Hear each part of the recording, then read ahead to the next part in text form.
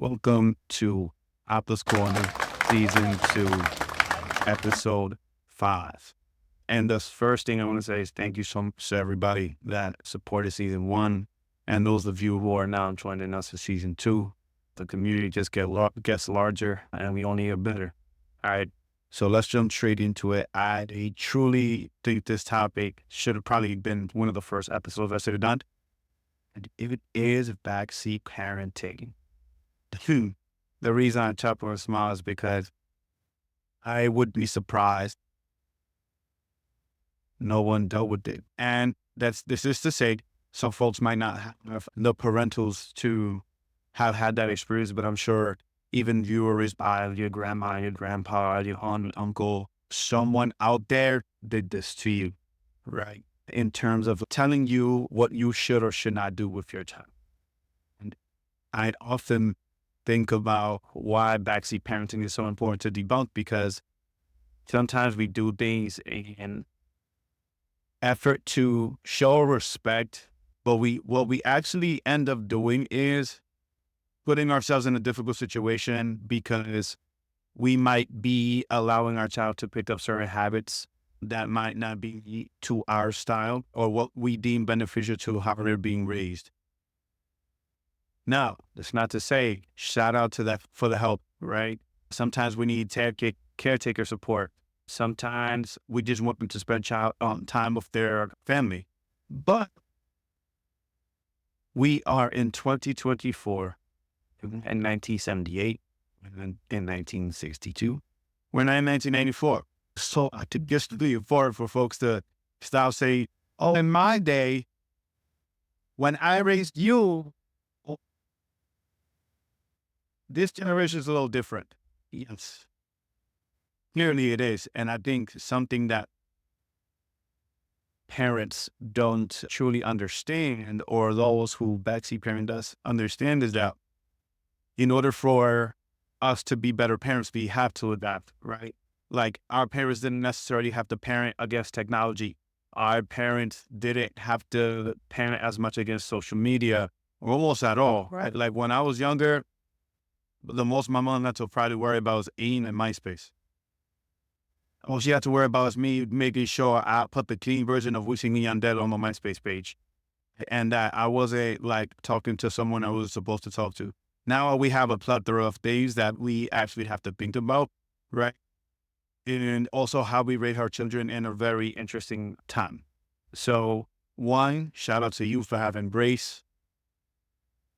So if you don't have grace, I'm here to give you some tips on how we could fix that.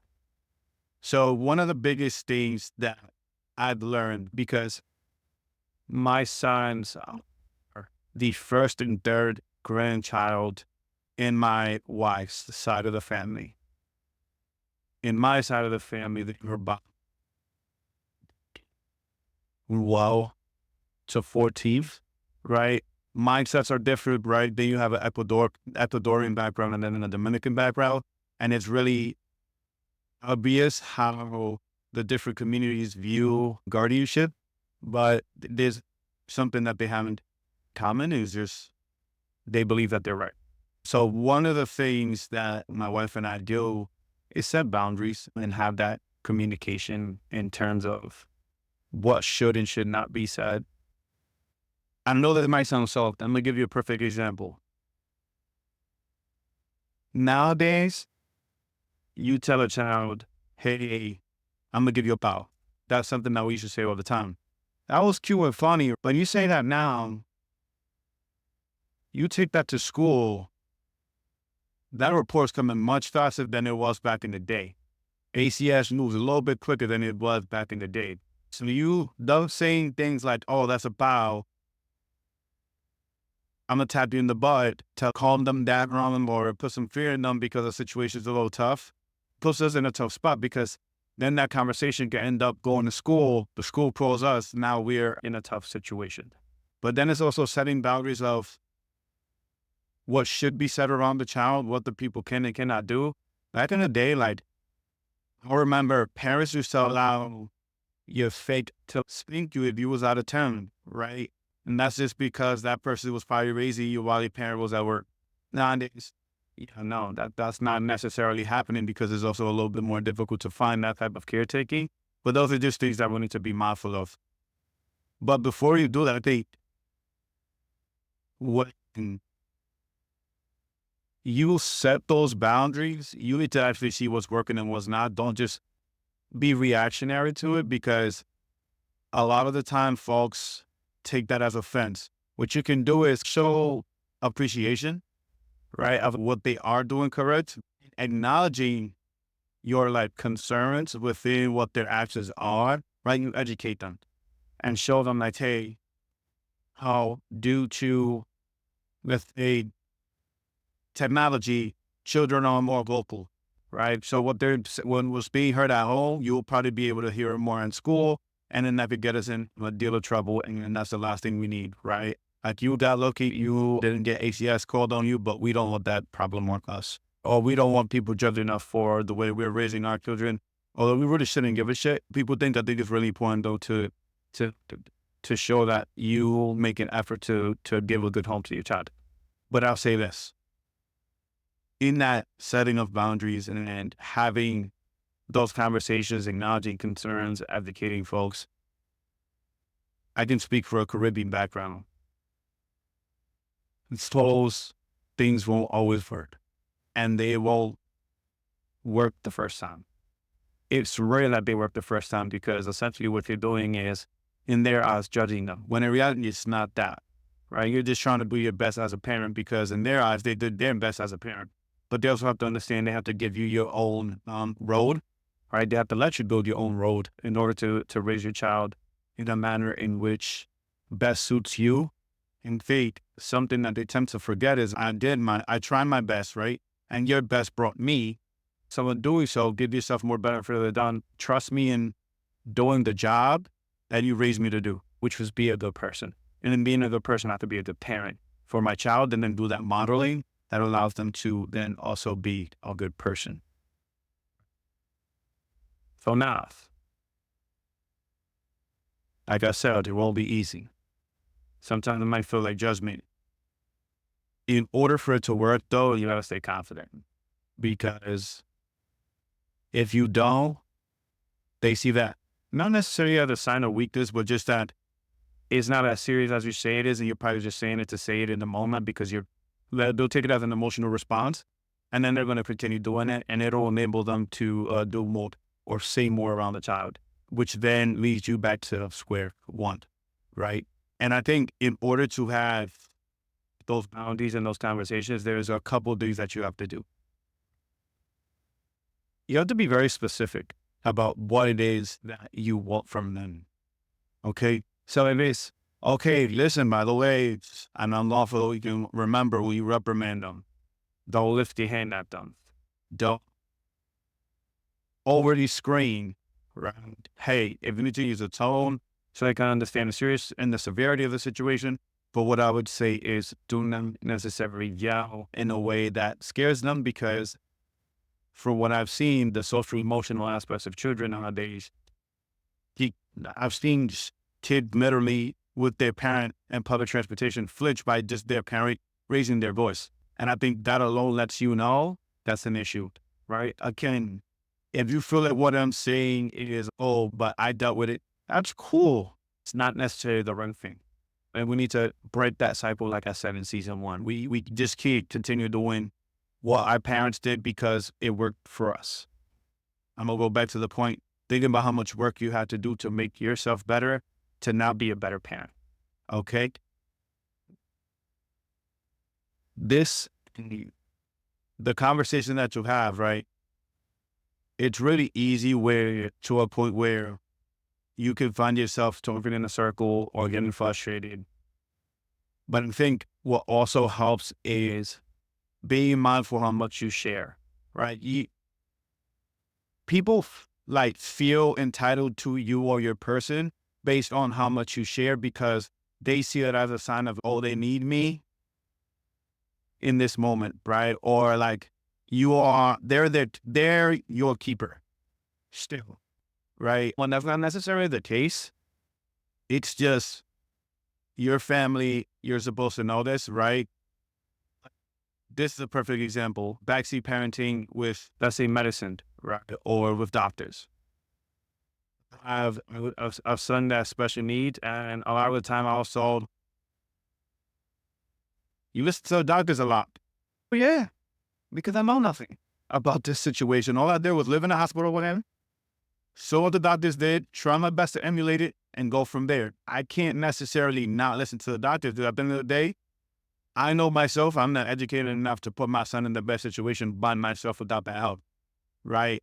And now my son has gone from literally 25 pounds for almost 2 years to almost 40 pounds 6 months before his goal month, right? But yes, I understand you back in the day probably put gravy with milk and you got a kid fat, right? But every child is different.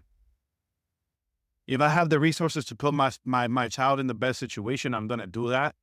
And I think a lot of people come from such a heavy survival mode that it then impacts how they treat their child currently, but also how they treat their grandkids.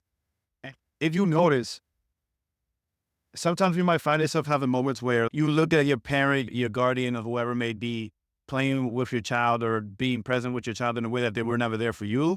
But remember, it is a different ball game.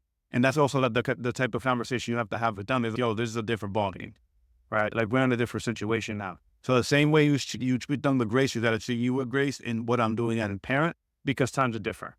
Because that's the reality. That's the only way you could unite as a team and having them understand. And I'm going to come back to this point. It's not going to happen overnight. I think my mom finally understood when my son was 3 and she started seeing those improvements, right? Because it was also like, okay, how long is this feeding tube? But this is not only my mom, this is my wife's family. So you think about like possibly 8 people asking you when your son's feeding tube is going to be out. Why are the doctors not moving fast enough in terms of helping him feed? But the reality is we didn't have those answers and we just had to trust them. And that could raise your anxiety. But it's having them understand, yo, okay, progress is being made. We'll share the rest. My son probably has appointments about for his feeding tube monthly. The most recent news we shared was that he actually might be able to remove his tube within the year. And that's good news. And that's why we shared it to this listen is a positive step forward. And I know this is what you've been wanting to hear. So just being mindful of that. And when that's not working, take a bet. Because if you don't take a step back, you don't really allow yourself to see what has been said. You get to dissect a little bit like, I was emotional here. I was emotional there. If you used logic here, how can I break this up in a way where I can continue to push them towards where I'm at as a parent? And some of you might not care, and I respect that. But I was raised by a single mother. I take her mindset and her ideas and her beliefs very seriously. But I do allow myself to educate her often. And now that she's a little older, she's allowing herself to be taught because she also wants to be a very present grandmother. So again, when you take that step back, see what boundaries you set, see what boundaries are met, see what boundaries actually need to be a bit tweaked, but also go back. And if you have a partner, go sit down with your partner and be like, listen, how's this looking for both sides? What don't you like? What don't I like? And then from there, you'll be able to like go right back to the drawing board and do it all over again. Because remember, your child is in your life forever until on comes. So it's really important that you continue to adjust and adapt because at the end of the day, both relationships are going to be there forever. And it's up to you to actually make sure no bridges are burned, that people understand. And if the bridge is burned, you at least get to know that it wasn't on you. And if that person no longer wants to be in the life of the child, that is not on you, right? Because you gave your 110% to make sure that's in our hand. It's community, it's village, to grow up, to be happy, to be productive, and to be the best version of themselves. And then now you take that step back and you finish going back to that assertiveness, that confidence, and saying, this is what I expect, this is why I expect it, and this is how we will move forward.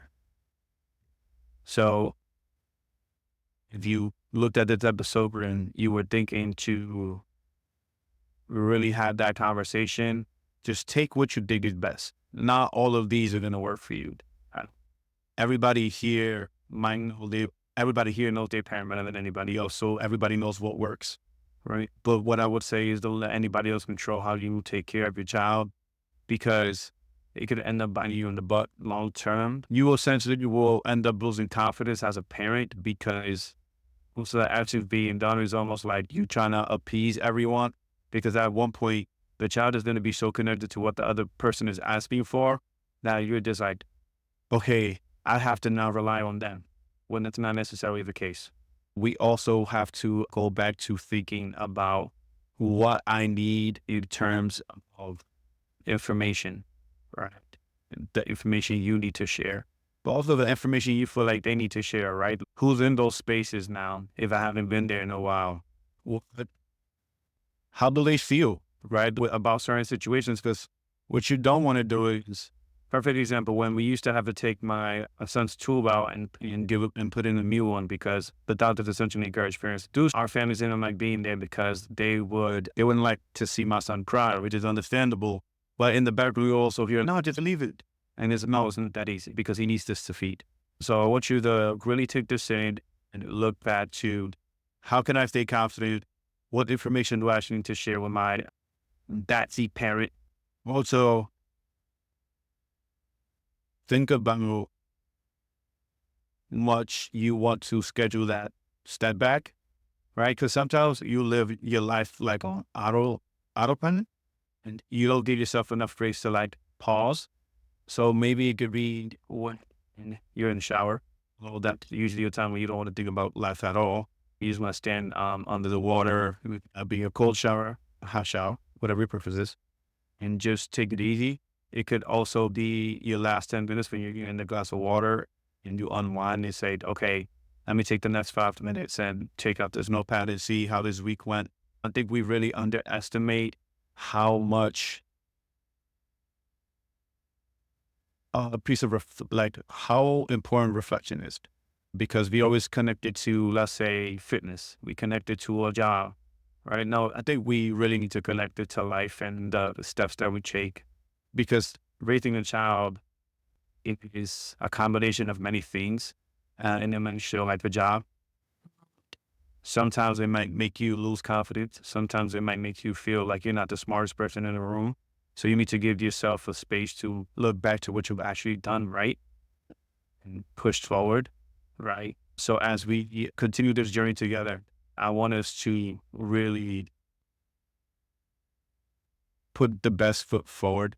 If you have a great relationship with your parents, guardian, whoever it may be, shout out to you. Hopefully you pay it forward and pass on information to folks who are having children in your community.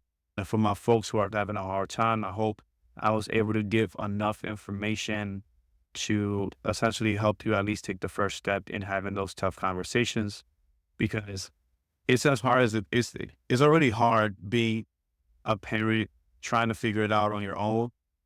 It's another bump on the road having to truly combat somebody else's mindset and somebody else's actions as you try and raise your child. So thank you again for joining me for the beginning of season 2. I look forward to many more episodes, to many more side series that we're working on. So thank you. Shout out to you. The community will be back.